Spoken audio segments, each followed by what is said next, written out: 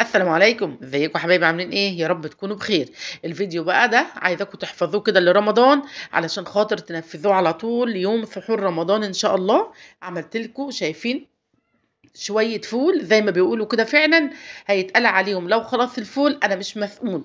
طبق فول اللهم بارك كده، عملناهم وايه يا بيرو بقى ساعة وعشر دقايق اللهم بارك، وكان الفول زبدة.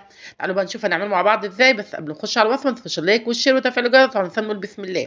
انا كان معايا ربع كيلو فول تدميس، انا قلت للراجل عايزه فول تدميس زي ما انتم شايفين كده. غسلته ونقعته من الصبح لحد بالليل، وبعد كده صفيت الميه وشطفته كويس جدا، ومعايا ربع كوبايه من العدس مغسوله كويس جدا جدا، ومعايا نص كوبايه من الفول المدشوش مغسوله كويس جدا جدا. وزي ما انتم شايفين كده الميه بتاعتهم رايقه وجميله جدا. وكل اللي معايا هنا حبايه من الطماطم، معلقه من البابريكا، وليمونه نصين زي ما انتم شايفينها كده، هحطها بحالها مش هعصرها. عايزه اقول لكم اغسلوا الفول كويس جدا يا جماعه علشان خاطر ميته تبقى رايقه وجميله كده، عشان خاطر لو الفول ما يبقاش مغسول ولا العدس يبقى ميته معكره كده طبعا مش بيديكوا احسن نتيجه.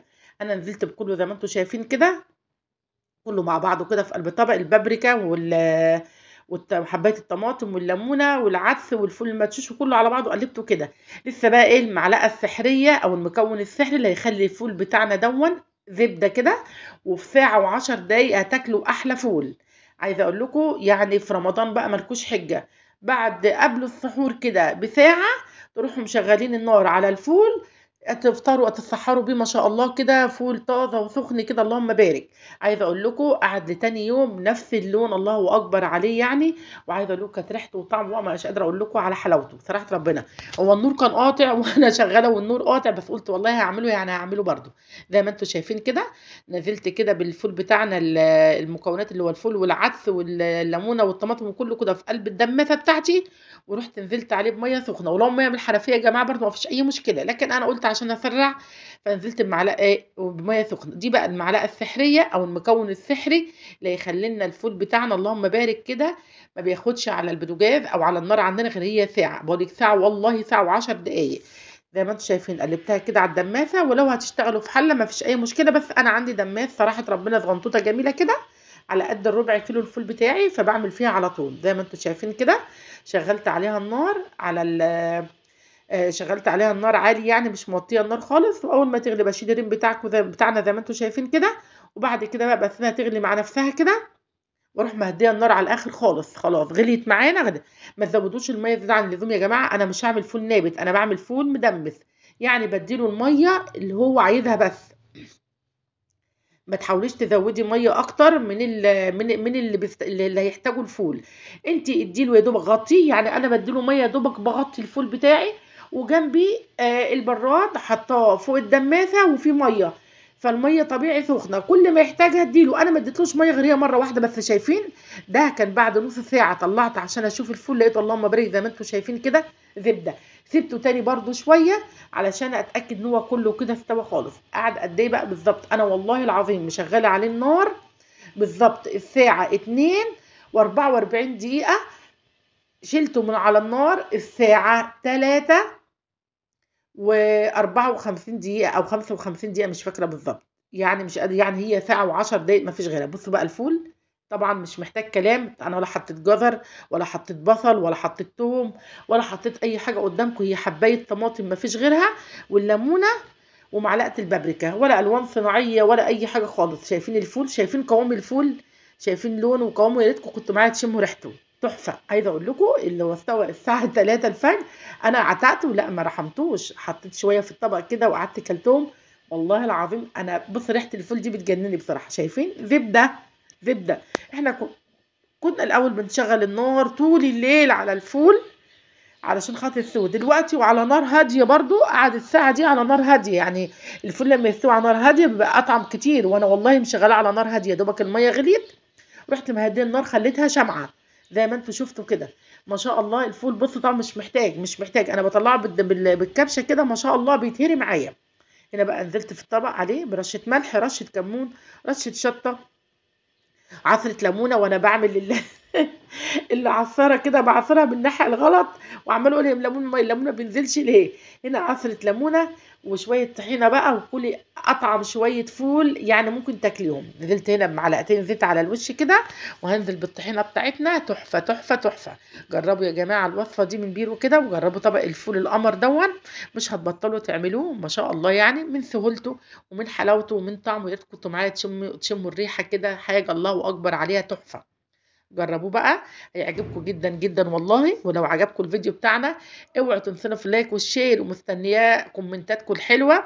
اللي وصل لحد هنا من الفيديو يا ريت ما ينساش اللايك ويفعل الجرس على الكل عشان يوصلوا مننا كل جديد. وعايزه اقول لكم ايه، اللهم بارك بقى، بص تحفه جدا جدا. تعالوا بقى احنا هنعمل كمان، بصوا الكلام ده بقى، دي كان بالليل كده وقعدنا اكلت بالليل منها. تعالوا بقى الصبح تاني يوم هوريكم بقى شكل الفول تاني يوم. ده الطبق بتاع بالليل اهو، هوريكم دلوقتي كده. طلعت رغيف ابيض كده، العيش الشامي الجميل دون، واكلت منه، وكان حاجه كده يعني. انا بحب بعشق الفول، بعشق الفول كمان لما يكون لسه كده فريش وانا بعمله، والريحه كده ماليه المكان، بضعف قدامه بصراحه. تعالوا بقى تاني يوم احنا نمنا بقى وصحينا تاني يوم، ابني بقى قال لي ايه، ماما عايزين ناكل من الفول اللي انت كنت عامله، كانت ريحته قلب الدنيا دي. عملت بقى فوريكم بقى، عملت فول بقوطه وببصل. شايفين ده تاني يوم؟ ايه رايكم؟ الطبق ده مش بتاع امبارح يا جماعه، الطبق ده عملت طبق الصبح لينا احنا انا وابني بقى، مع الفول ابو بصل. شايفين ما شاء الله. هنا بقى طاسه على النار، نزلت فيها بشويه من الزيت كده، وبصلايه مكعبات، ومش عايزاها رفيع، مش عايزاها مبشور، انا عايزاها قطع كده زي ما انتم شايفينها قدامكم. انا مش عايزه احمر البصله، علشان خاطر انا عايزه الفول بتاعي يبقى مسكر كده. اي حاجه عايزه تحسوا ان الاكل فيه تسكيره كده، ما تحمروش البصله، علشان خاطر يديكوا النتيجه اللي انتوا عايزينها، يديكوا طعم حلو ومسكر كده، وما يحماش على القلب كمان. انا بس يا دوبك بدك بقلبها، يا دوبك الريحه تطلع. اول الريحه ما طلعت علينا كده على طول، هنزل بحبايه الطماطم او حبايتين الطماطم المتخرطين مكعبات، وقرنين فلفل سبايسي بقى، الله اكبر كده يعني ما شاء الله، تحفه جدا جدا. انزل بيهم كده في قلب على على البصله بتاعتنا، واقلبهم مع بعض. بصوا كده، انا مستني بس الريحه تطلع. شايفين اللون ما اتغيرش ولا اي حاجه، انا ولا عايزاه دهبي ولا عايزاه اي حاجه، عايزاه بنفس اللون كده، دي بس. انزل بالطماطم وبالفلفل بتاعنا، هقلبهم مع بعض. وبعد كده انزل عليهم بمعلقه من الملح، معلقه من الفلفل الاسمر، معلقه، لا مش معلقه يعني، رشه فلفل اسمر، رشه كمون، ومن الملح بتاعنا، ورشه سكر، واقلبهم مع بعض كده واسيبهم. انا مش عايزاهم برضو، ومعلقه من البابريكا، انا الفلفل هنا ما كنت نسيته، لكن انا ضفت الفلفل. انا مش عايزاهم يتسبكوا برضو، لا انا مجرد بس كده ما الطماطم تدبل كده وتندمج مع البصلايه، هنزل عليها يعني حوالي 3 4 معالق من الميه كده، ربع فنجان صغير كده.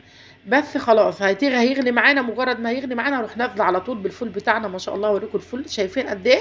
ربع فنجان صغير بس كده. بصوا عشان هم حبه ميه صغيرين يعني، هي بتغلي قدامنا الطاسه اهي. او شايفين الفول بقى لما هنزل بيه دلوقتي، لونه ما اتغيرش خالص، تاني يوم لونه ما شاء الله زي ما هو، ولا اسمر معانا ولا غمق ولا اي حاجه. شايفين لون الفول تحفه ما شاء الله. اسفه يا جماعه. ايه رأيكم بقى في الفول بتاعنا؟ حاجة كده ما شاء الله يعني، مش محتاجة اي كلام. جربوا الوصفة دي كده، وجربوها من مطبخ بيرو ومن وصفات بيرو، هيعجبكم جدا يا جماعة والله، ومش هتبطلوا تعملوه. هتعتمدوا الطريقة بتاعت بيرو ديت، وهتعملوا الفول بتاعكم في اي وقت كده، وما بياخدش حاجة على النار طبعا يعني. ده هو خد مقدار الطبخة العادية اللي احنا بنطبخها كل يوم، ساعة و10 دقايق ولا اي حاجة. زي ما انتم شايفين كده، خلاص كده ما شاء الله، طفيت عليه النار. دلوقتي بقى هغرفهم في الاطباق كده، وتشوفوا احلى طبقين فول، طبق فول بالبصل او فول بالطماطم، مع طبق الفول اللي بالطحينه. الله اكبر يعني، بسم الله ما شاء الله، تحفه جدا جدا الفول. بص شكله بيفتح النفس. شايفين لونه؟ انا مش عاجبني غير لونه بصراحه، ربنا كهرمان كهرمان يعني. لو عجبكم الفيديو بتاعنا بقى النهارده، يا ريت ما تنسوناش في اللايك والشير وتفعيل الجرس عشان يوصلكم مننا كل جديد، ودعوه حلوه من القلب كده. ومستنيه رايكم في الكومنتات طبعا، يهمني جدا جدا، كومنتاتكم بتسعدني بصراحه. شايفين؟ ايه رايكم؟ شايفين اللون؟ شايفين الجمال؟ تحفه تحفه تحفه. يلا بقى اقول لكم بقى السلام عليكم ورحمه الله وبركاته كده، وتاني هقول لكم ما تنسوناش في اللايك والشير ودعوه حلوه من القلب يا جماعه. والسلام عليكم ورحمه الله وبركاته.